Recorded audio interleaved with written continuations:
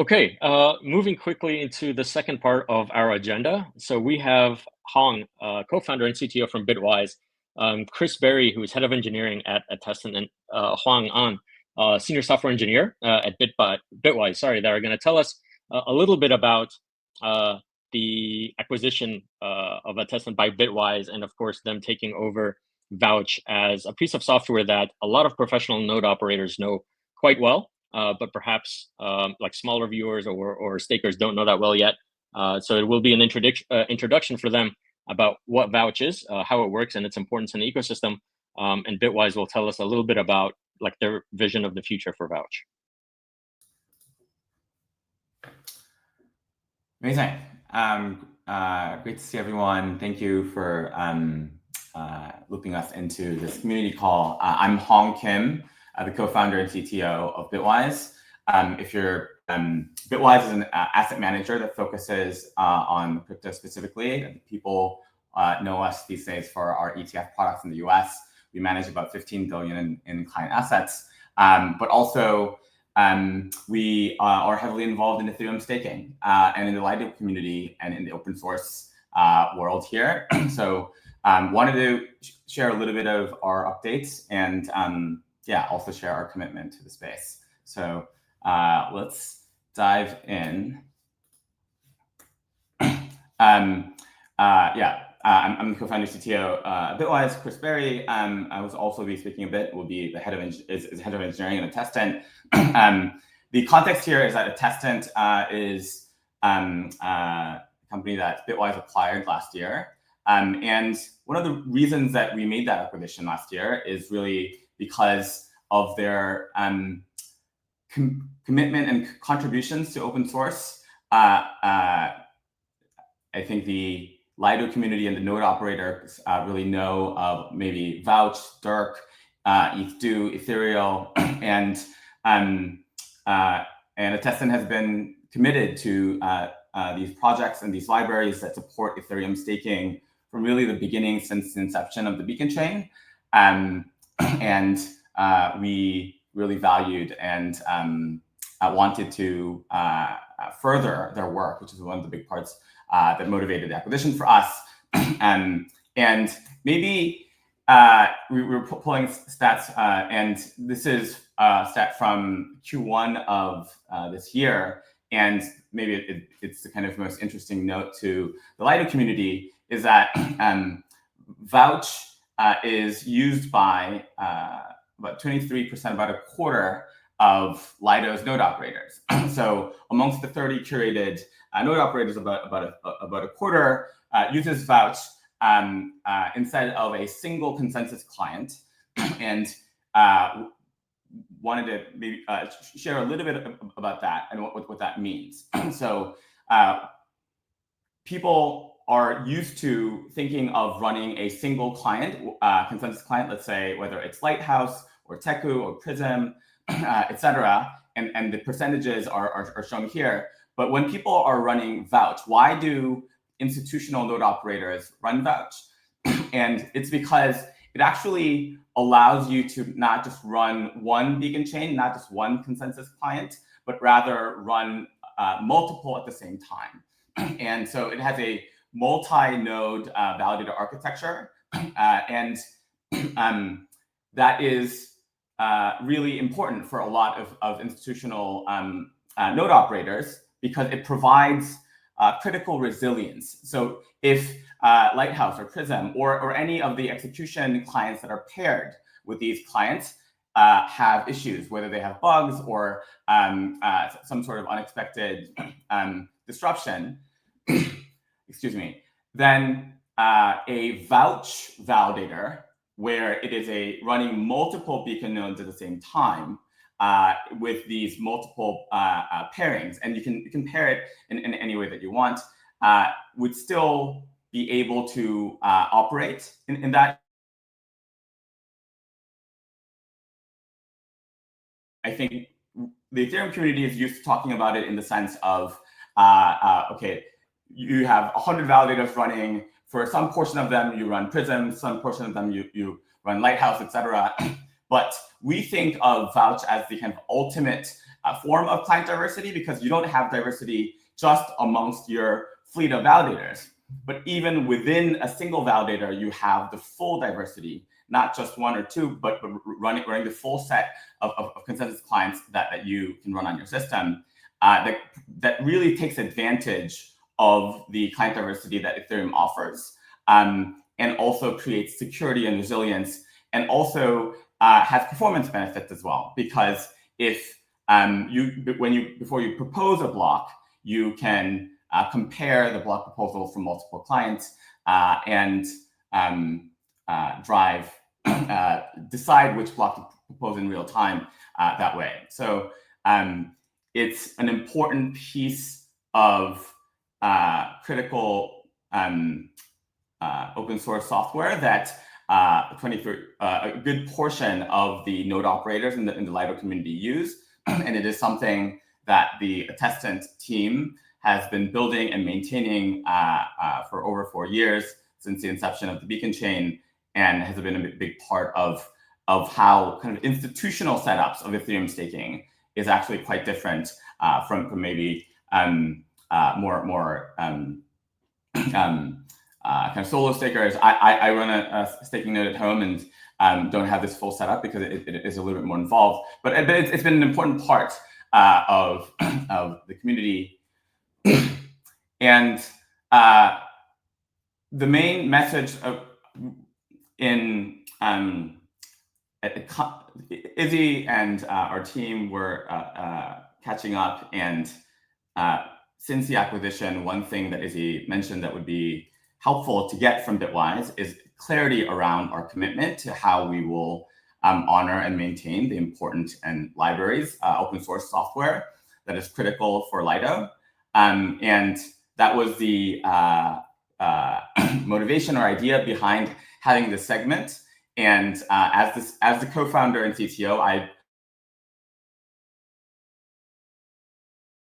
the beginning for the past 9 years, and you can have my word that really we are fully committed to open source software and maintaining the open source software that Attestant is known for and has maintained for the Ethereum staking community over this time. And that extends to not only Vouch, but also Dirk, the remote key signer that a lot of people use for the keys, and also other very popular kind of convenience tools such as the Ethdo or Ethereal, and other open source libraries that we have as well.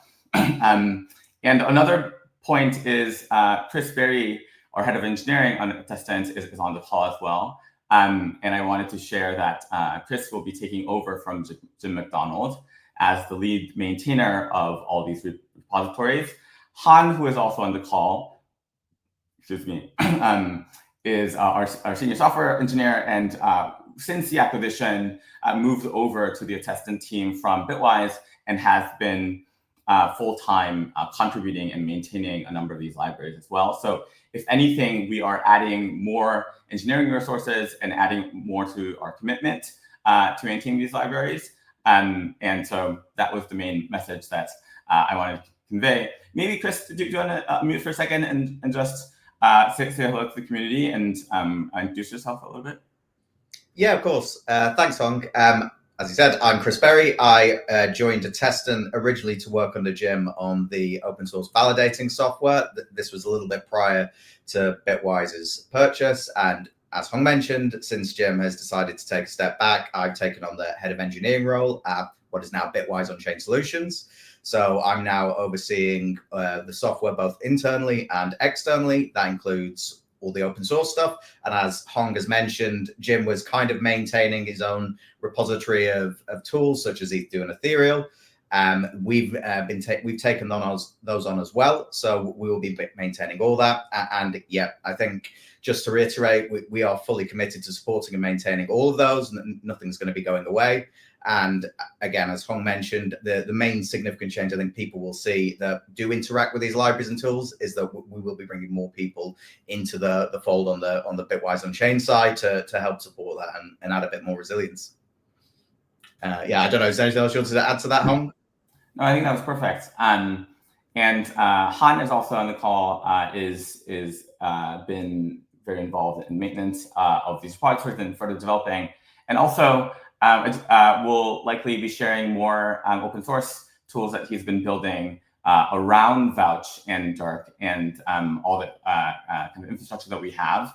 And we'll be releasing those things in the coming weeks. And yeah, kind of signals our commitment to not only maintain, but also further develop and release more open source software that is helpful to the Lido community, to especially the node operators that support the staking and the protocol. And so, yeah, was happy to introduce ourselves to the community more formally, and yeah, happy to answer any questions if you have them. So please include them in the chat. But otherwise, yeah, that's what we had in mind.